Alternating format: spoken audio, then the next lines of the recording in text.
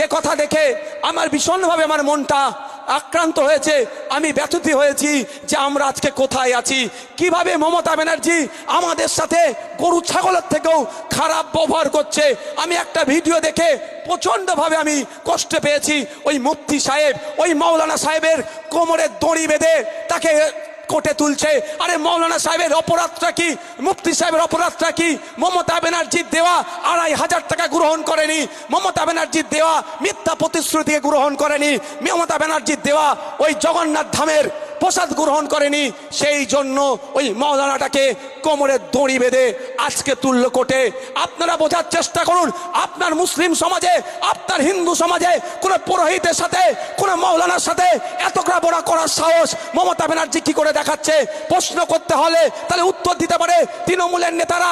এখন তো পুলিশ নির্বাচন কমিশনের আন্ডারে আছে, তাদেরকে বলবো ওই বুদ্ধ ওই কথা আমাকে শিখাতে যেও না। আমি রাষ্ট্রবিজ্ঞানের ছাত্র না হলেও আমি জানি কার আন্ডারে কখন থাকে আর কে কার জুতো চেটে চলে কোন পুলিশ, সেটা আমি ভালো করে জানি। শুনেন, আপনাদের বলে রাখি, খাতাই কলমে নির্বাচন কমিশনের আন্ডারে থাকলেও প্রত্যেকটা থানার ওসিআইসি আমার সাথে যদি চ্যালেঞ্জ করেন 90% ওসিআইসি সেই পুরাতন দলে যারা আছে, সরকার চালাচ্ছে, তাদের গুলামতি করছে, একথা বলে যাচ্ছি। কিন্তু আপনাদের জানতে হবে, ভাবতে হবে, এই মাওলানা সাহেব রাতে যখন শুয়েছিল এতটুকু পর্যন্ত সময় দেয়নি। ও একটা জামা পরবে, ভেতরে একটা গেঞ্জি পরিয়ে তার কোমরে দড়ি বেঁধে তাকে কোর্টে তুলছে। আমি বিশ্বাস করুন, আমি আর থাকতে পারিনি যে আমাদের নেতা কি হবে, আগামী দিন আমাদের হয়ে কথা কে বলবে? রোহিত বমুলাকে এরাই খুন করেছে, চুনি কোটালকে এরাই খুন করেছে, আর আজকে মাওলানাটাকে ওই রকম ভাবে মুফতিটাকে তুললো। পশ্চিম বাংলার এত মুসলমানদের নেতা কোথায় গেল? তাদের মুখে কথা নেই কেন? বিশ্বাস করুন, আমি মাথা ঠিক রাখতে পারছি না যে আজকে কোন জায়গায় দাঁড়িয়েছেন আপনারা।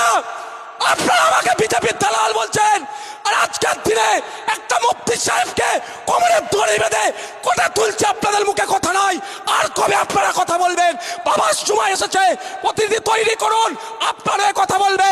বিকাশ স্যারকে বিধানসভায় পাঠান, তাপস দাকে পাঠান, শামসুর স্যারকে পাঠান, প্রিয়াঙ্কাকে পাঠান, ওই মীনাক্ষীদিকে পাঠান, আপনার হয়ে কথা বলবে।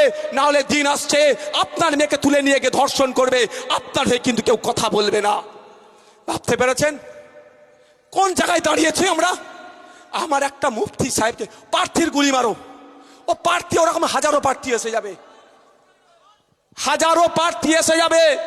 প্রার্থী নিয়ে আমি একবারের জন্য ভাবি না। ওকে জেলে রেখেই নমিনেশন করে দেখিয়ে দেবো নওশাদ সিদ্দিকীর রাজনৈতিক ক্ষমতা কত আছে। ওকে আটকানো হচ্ছে, তো ওকে আটকানো হচ্ছে যাতে ও নমিনেশন না করতে পারে। কিন্তু আমি আপনাদের বলছি, ওকে জেলে রেখেই আমি নমিনেশন যদি না করাতে পারি, তখন বলবেন ভাইজান আপনার রাজনৈতিক ক্ষমতা কমে গেছে, আমি করে দেখিয়ে দেবো।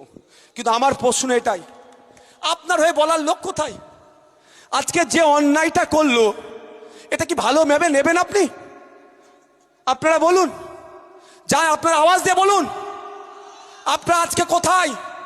যারা বিভিন্ন ইস্যুতে উত্তরপ্রদেশে মুসলমানদের উপর অত্যাচার হলে কলকাতার রাজপথে প্রতিবাদ করে, আসামে মুসলমানদের উপর অত্যাচার হলে কলকাতার রাজপথে প্রতিবাদ করে, উড়িষ্যাতে মুসলমানদের উপর অত্যাচার হলে কলকাতার রাজপথে প্রতিবাদ করে, আর আমার বাংলায় মুফতি সাহেব ইসলামিক স্কলারকে একজন সমাজ বিরোধীদের মতো ট্রিট করা হচ্ছে। ভাই, ও তো আর হ্যাবিচুয়েট আপনার অপরাধী নয় যে ও পালিয়ে যাবে। যথেষ্ট রেপুটেশন আছে, যথেষ্ট সম্মান আছে, তাকে খালি অর্থাৎ জামা পরার পর্যন্ত টাইম দেয়নি। কে বলতে পারে নির্বাচন কমিশনের আন্ডারে পুলিশ আছে? অত সহজ নয়। ভিডিও আমার কাছে আছে, একটাও সেন্ট্রাল ফোর্স গিয়ে কিন্তু ওর বাড়ির দরজা ভাঙেনি। সে ভিডিও আমার কাছে আছে, সেই ভিডিও আছে। যে কটা গিয়ে দরজা ভেঙেছে কে আপনার হাত দিয়ে শাবল দিয়ে, সবটাই কিন্তু আমার দিদিমণির পায়ের জুতো চটি চাটা পুলিশ ছাড়া আর কেউ নয়। গত রাত্রে আপনারা জানেন মালদা বিডিও অফিসের সামনে একটা দুর্ঘটনা ঘটেছে। মালদা বিডিও অফিসের সামনে কিছু আতঙ্কিত মানুষ জড়ো হয়েছিল, শান্তিপূর্ণভাবে তারা প্রতিবাদ করছিল যে আমাদের অন্যায়ভাবে ভোটার লিস্ট থেকে ভোটকে ডিলিট করা হয়েছে, আমাদের নামকে ফিরিয়ে দিতে হবে। এই ডেমোক্রেটিক রাইট আছে, এই ডেমোক্রেসিতে প্রত্যেকের রাইট আছে। You have to right, you can protest. আপনার অধিকার আছে, আপনি প্রোটেস্ট করতে পারেন। দুর্ভাগ্য আমার কাছে ভিডিও আছে, বারবার মাইকে ওখানে আওয়াজ করায় বলা হয়েছে কেউ কারো প্ররোচনায় পা দেবেন না, শান্তিপূর্ণ অবস্থান বিক্ষোভ করুন। তাই ওখানে নারী পুরুষ নির্বিশেষে শান্তিপূর্ণ অবস্থান বিক্ষোভ করছিল। কিন্তু ওখানে তৃণমূল বিজেপির বাইনারি তৈরি করতে হবে, সারা রাজ্যে শীতলকুচির মতো আওয়াজ ছড়িয়ে দিতে হবে। বিজেপি তৃণমূল মিলে যেভাবে শীতলকুচিতে হিংসা তৈরি করে সারা রাজ্যের মানুষের ভোট চুরি করেছে, সে বকলমে ভোট চুরি করেছে, সেই ভোট চুরি করতে হবে। কারণ মানুষ এখন মাইন্ড সেট আপ করে নিয়েছে, যেখানে খাম চিহ্ন আছে খাম চিহ্নে ভোট দেবে, যেখানে কাস্তাতুরি তারা চিহ্ন আছে তথা বিজেপি তৃণমূলের বিরুদ্ধে সত্যিকারের অর্থে এই জোট লড়াই করছে, এই জোটকে ভোট দিতে হবে। তৃণমূলের ইন্টারনাল সার্ভে থেকে সেটা জানতে পারছে যে তারা সরকার গঠন করতে পারছে না, আর বিজেপি 70-এর বেশি আর উঠতে পারছে না। 77টাও সর্বোচ্চ হয়ে গেছিল, আর সেখানেও তারা অ্যাচিভ করতে পারছে না। দুটো দলই আতঙ্কিত, সেই জন্য সুকৌশলে হঠাৎ লাঠিচার্জ করতে শুরু করে দিল। লাঠিচার্জ করা শুধু নয়, এরকম অভিযোগ বিডিওর গাড়ি অনেক ওখানে আন্দোলনরত মানুষের বুকের ওপর দিয়ে শরীরের ওপর দিয়ে নিয়ে চলে গেল, একটা অপ্রীতিকর ঘটনা ঘটিয়ে দিল। কিন্তু তাতেও ক্ষান্ত হয়নি। ওখানে আমরা জোটের আইএসএফ এর খামচিহ্নের প্রার্থী আছে, একটু মনোযোগ সহকারে শুনবেন আমি কি বলতে চাইছি। একটু অনুরোধ করছি আপনাদের একটু শোনার চেষ্টা করবেন। এতক্ষণ যে কথা বলেছি স্যার তার হচ্ছে অ্যাকচুয়াল মূল্যায়নটা কি হবে সেটুকু আপনাদের বলার চেষ্টা করছি আমি। তাই ওখানে জোটের প্রার্থী আছে আমাদের মৌলানা মোহাম্মদ শাহজাহান আল কাদেরি আল আশরাফি, তিনি ওখানে কন্টেস্ট করছেন। রাতের অন্ধকারে রাত 2টা থেকে 2:30টা তার বাড়ির দরজায় পুলিশ গিয়ে অত্যাচার করে, পুলিশ গিয়ে শাবল দিয়ে দরজা ভেঙে তাকে তুলে নিয়ে তার 2 সন্তানকে টেনে হিঁচড়ে তুলে নিয়ে গিয়ে গ্রেফতার করেছে। কিন্তু আপনাদের জানিয়ে রাখি, যখন এই বিডিও অফিসের সামনে প্রোটেস্ট হচ্ছিল, বিডিওর গাড়ি যখন মানুষের বুকের ওপর দিয়ে চলে যাচ্ছিল, মানুষকে মেরে দেওয়ার চেষ্টা করছিল, মারা গেছে কি আমার কাছে এখনো তথ্য নয়, কিন্তু অ্যাটেম্প টু মার্ডার যখন হচ্ছিল সেই সময় ওই মৌলানা সাহেব, ওই মুফতি সাহেব, ওই ইসলামিক স্কলার এবং আইএসএফ এর প্রার্থী সেই সময় কিন্তু জলসা করছিলেন। রাত 2টোর সময় তাকে টেনে হিঁচড়ে তুলে নিয়ে গেল। আমার বলার বক্তব্য এটাই, আমি আজকে তখন পর্যন্ত আমি অত পাত্তা দিইনি, কারণ এতটুকু জানি রাজনীতির ময়দানে এসেছে, চোখে চোখ রেখে লড়ে নেব, তুমি ওকে জেলে রাখবে। আমরা হাজার হাজার লাখো লাখো মুফতি মাওলানা শাহজাহান আল কাদেরি আল আশরাফি হয়ে মানুষের কাছে ভোট চাইবো, ও জেলে থাকলেও ওকে জিতিয়ে আমরা আইনসভার মধ্যে পাঠাবো, এই কনফিডেন্স আমাদের আছে। তখনও পর্যন্ত কিন্তু মানসিকভাবে আমি বিধ্বস্ত হয়নি, একটু রেগেও যাইনি, কারণ আমি আইনি লড়াই করব। সাথে সাথে আমাদের বামের যে বন্ধু আছে মালদা জেলার, তাদেরকে ফোন করা হলো, তাদের আজকে নমিনেশন ছিল, নমিনেশন সেলে তারা কিছু ব্যস্ত ছিল এবং কিছু অ্যাডভোকেট প্রোভাইড করেছিলেন। আমরা কিছু অ্যাডভোকেট দিয়ে প্রায় 11-12 জনের অ্যাডভোকেটের টিমে আমরা যেন আইনি লড়াই করব, যা হবে আইনে বুঝে নেব। এখন পর্যন্ত ঠিক ছিল।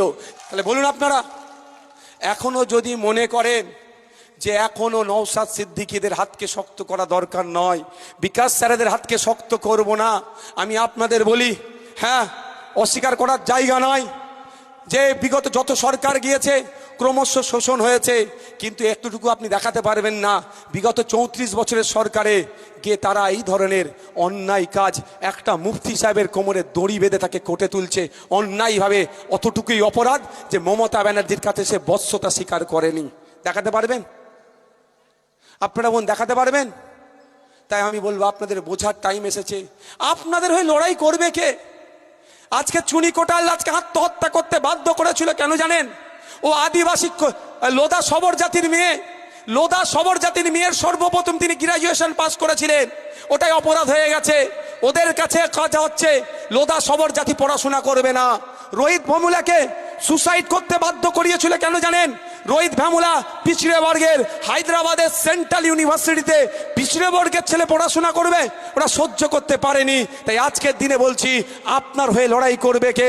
আপনার বিপদের পাশে থাকবে কে? আপনার জন্য কথা বলবে কে? আপনার জন্য আইনি লড়াই করবে কে? আপনার জন্য আইনসভার মধ্যে কে কথা বলবে?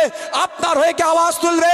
যদি মনে করেন যে আমার হয়ে আওয়াজ তৃণমূলের তুলবে, যদি মনে করেন আপনার হয়ে আওয়াজ এই যেখানে তৃণমূলের প্রার্থী তুলবে, আপনার হয়ে আওয়াজ মমতা ব্যানার্জি তুলবে, তাহলে আজকের এই ভিডিওটা একটু চোখ খুলে দেখে নেবেন। যদি মানুষের মানুষত্ব আপনাদের থাকে, আমি আপনাদের বলছি ভিডিওটা দেখে আর মাওলানা সাহেবের পরিচয়টা দেখে, যত বড় একজন ইসলামিক স্কলার, যে যখন বক্তব্য দেয় হাজারো হাজারো লাখো লাখো মানুষ চুপচাপ তার বক্তব্য শুনে, অত বড় একটা স্কলারকে যদি এই ধরনের আচরণ এই মমতা ব্যানার্জি করে, তাহলে আপনাকে গরু ছাগলের থেকে খারাপ আচরণ করবে। এটুকু বোঝার চেষ্টা করুন। আমি আপনাদের বলছি সচেতন হন। এখনো বলছি পায়ের নিচে যতটুকু মাটি আছে শক্ত করুন, নাহলে এমন দিন আসবে চোখ থেকে পানি নয়, চোখ থেকে রক্ত বার হবে। আপনার পাশে দাঁড়াবার মতো কাউকে খুঁজে পাবেন না। এখনো বামপন্থীরা আছে, এখনো আইএসএফ আছে। আপনাদের জন্য রাজনৈতিকভাবে শক্তি সঞ্চয় করতে চাইছি আমরা। রাজনৈতিকভাবে রাজনৈতিক কাজের মোকাবেলা হবে এমন কোন আর্টিকেল নাই। বিএনএস বা বিএনএনএসএস যেটা নতুন আইন তৈরি হয়েছে, সেখানে বলা আছে সর্বোচ্চ যদি মনে হয় লোকটা পালাতে পারে বা এই ধরনের কোনো কনস্পিরেন্সি করতে পারে, খুব বেশি হলে হাতে হ্যান্ডকাপ পরিয়ে নিয়ে আসতে পারে। কিন্তু আইনে কোনো জায়গায় বলা নাই তার কোমরে দড়ি বেঁধে নিয়ে যাবে। সম্পূর্ণরূপে তার প্রাইভেসিতে আঘাত দেওয়া হয়েছে, তার আইন বহির্ভূত কাজ করা হয়েছে। সম্পূর্ণরূপে তার উপর অন্যায় অনৈতিকভাবে এই অত্যাচার করা হয়েছে। একজন মুফতি সাহেব একজন ইসলামিক স্কলারকে যদি এইরকম করে, তাহলে সাধারণ একজন দলিত আদিবাসী মুসলমানকে পায়ের নিচে ফেলে কুচিলাবে। যদি এখনো মনে হয় যে মমতা ব্যানার্জি আপনাকে উদ্ধার করবে, এখনো যদি মনে হয় এই তৃণমূল আপনাকে উদ্ধার করবে, এই মালদার আইএসএফ এর প্রার্থী হিসাবে আমি বলছি না, ওটা ছেড়ে দিন। আমি আপনাকে বলছি নমিনেশন করাবো, তারপরেও বলছি যদি না নমিনেশন করাতে পারি অন্য সাবস্টিটিউট প্রার্থী থাকবে। এখনো ডেট আছে, সেটা কোনো বড় কথা নয়, কিন্তু বোঝার চেষ্টা করতে হবে কার ওপরে আক্রমণ চালাচ্ছে। অত বড় ওই লেভেলের মানুষের উপর যদি আক্রমণ চালায়, তাহলে আপনি আমি তো অনেক ছোট্ট মানুষ, আমাদের সাথে কি হবে? যদি ওইটা থেকে যদি না শিক্ষা নিতে পারেন, আগামী দিন কিন্তু ভয়ঙ্কর আসছে।